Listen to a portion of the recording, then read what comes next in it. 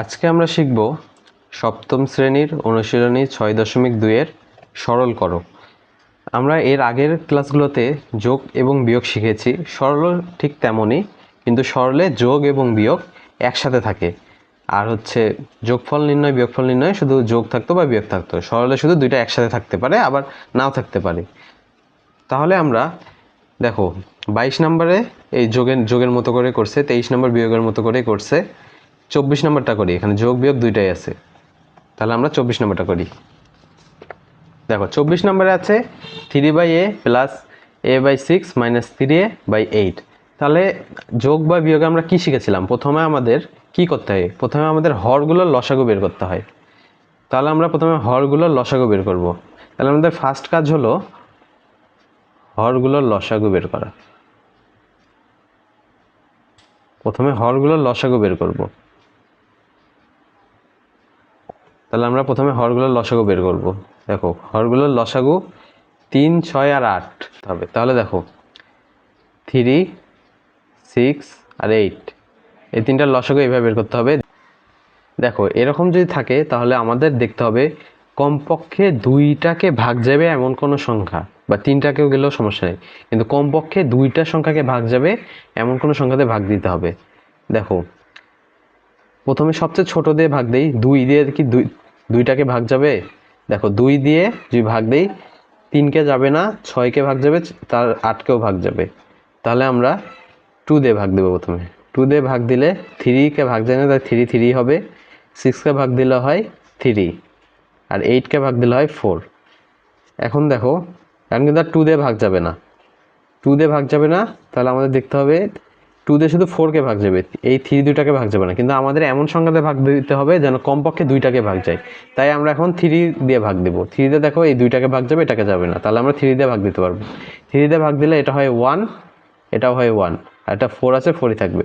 দেখো আর কোনো কিছু দিয়ে কিন্তু ভাগ যায় না। তাহলে আমরা এখন এই কয়টাকে গুণ করব। গুণ করলে কি হয়? 2 × 3 × 4। তাহলে এটা গুণ করলে হয় 4 দুগুণে 8, 8 দুগুণে 16, 3 × 24। তাহলে লসাগু হবে 24। তাহলে আমরা লসাগু লিখলাম 24। এখন প্রথমে লসাগু, তারপরে কি করতে হয়? লসাগু বের করার পর লসাগুকে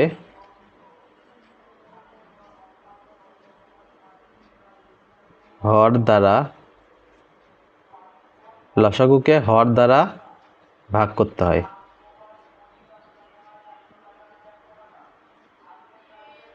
তাহলে লসাগুকে যদি আমরা হর দ্বারা ভাগ করি কত হয়? দেখো লসাগু কত? 24। 24কে হর হচ্ছে 3 দ্বারা যদি ভাগ করি, 3 দ্বারা যদি ভাগ করি তাহলে কত হয়? 3 দ্বারা ভাগ করলে হয় 8, 3 আসতে 24। তাহলে দেখো লসাগু হর দ্বারা ভাগ করতে হয়, তারপর ভাগফল কত আসলো? 8। তারপর 3 নাম্বার কাজ কি? 3 নাম্বার কাজ হলো ভাগফলকে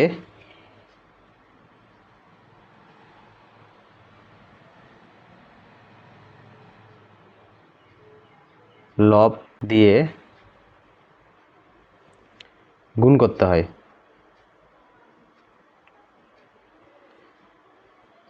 তাহলে প্রথম স্টেপ হরগুলোর লসাগু বের করতে হয়, তারপর লসাগুকে হর দ্বারা ভাগ করতে হবে এবং ভাগফলকে লব দিয়ে গুণ করতে হবে। তাহলে আমাদের ভাগফল কত আসছে? 8। এই 8কে আমরা এই লব দিয়ে গুণ করব। লব কত? a। তাহলে 8 আর a গুণ করলে হয় 8a। তারপর 4 নম্বর হলো যেই চিহ্ন আছে সেই চিহ্ন দিতে হয়। যেই চিহ্ন আছে সেই চিহ্ন দিতে হয়।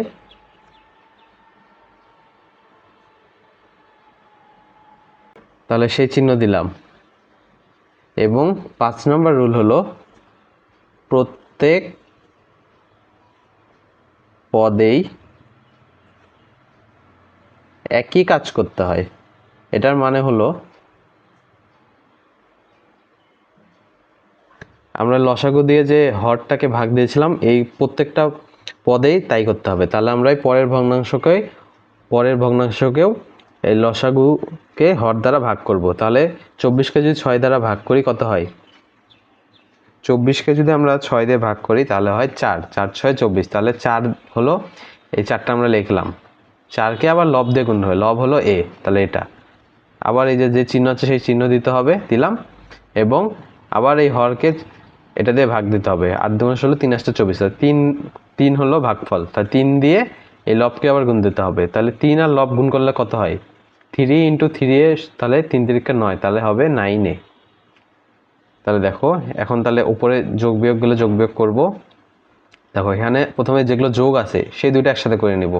তাহলে যোগ কি আছে? 8 আর 4, 8 আর 4 যোগ করলে হয় 12a, 12a মাইনাস এই 9 আছে, এই 9 লিখলাম বাই 24। তারপর 12a থেকে যদি 9a বিয়োগ করি কত হয়?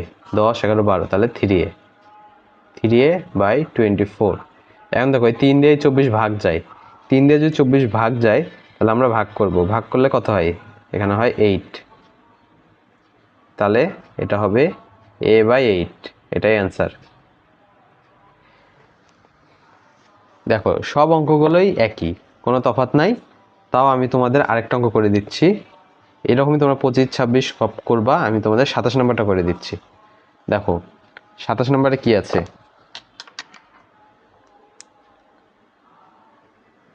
27 নম্বরে আছে x - y xy plus y - z yz plus z - x ভাগ zx। তাহলে আমরা এটা যদি করি, দেখো প্রথমে কি করতে হয়? প্রথমে হরগুলোর লসাগু নিতে হয়। দেখো এখানে লিখেছি প্রথমে হরগুলোর লসাগু করতে হয়, প্রথমে হরগুলোর লসাগু করতে হয়। তাহলে হরগুলোর লসাগু কত হবে? xy yx zx, প্রত্যেকটা রাশি যেন থাকে, তাহলে এগুলোর লসাগু হবে x y z। তারপর 2 নম্বর কাজ কি? লসাগুকে হর দ্বারা ভাগ করতে হবে। তাহলে আমরা এই লসাগুকে হর দ্বারা ভাগ করি, তাহলে দেখো এখান থেকে x আর y বাদ যাবে, x আর y দেখো এইভাবে ভাগ করবা, x y z কে এই x আর y দিয়ে ভাগ করবা, x y, তাহলে x x কাটা y y কাটা, তাই আমি বলি x আর y বাদ যাবে, তাহলে শুধু থাকে z। তাহলে এই জেডকে, জেডটা কি? ভাগফল, ভাগফল কি? জেড।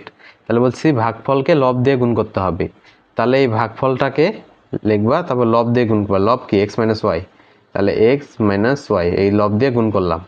তারপর 4 নম্বর যে চিহ্ন আছে সেই চিহ্ন দিতে হবে, তাহলে চিহ্ন কি? প্লাস আছে, প্লাস দিলাম।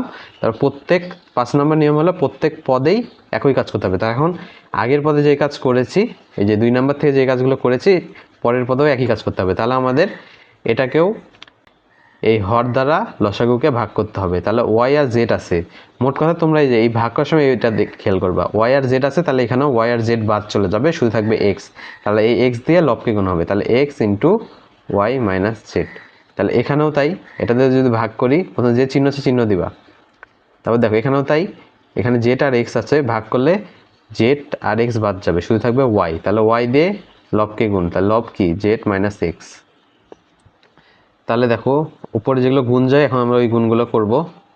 গুণ করলে কি হয়? দেখো z দিয়ে দুইটাকে গুণ করলে হয় xz - yz প্লাস এটা হয় xy - xz, এটা হয় yz - xy। তোমরা যে এরকম x y z এরকম সাজিয়ে লিখবা, মানে যেটার পর যেটা, তারপর নিচে যা আছে তাই x y z। ও এখানে একটু ভুল হয়েছে, এখানে z আর x গুণ করলে হয় xz। তাহলে এখন একটা জিনিস দেখো, এখানে প্লাস xz আছে, এখানে মাইনাস xz আছে, তাহলে এই দুইটা কাটা। এখানে মাইনাস yz আছে, এখানে প্লাস yz আছে, এই দুইটাও কাটা। এখানে প্লাস xy আছে, এখানে মাইনাস xy আছে। তাহলে দেখো সবগুলোই কাটা থাকলে কি হয়? সবগুলো কাটা হলে হয় উপরে হয় 0, নিচে যা আছে তাই x y z।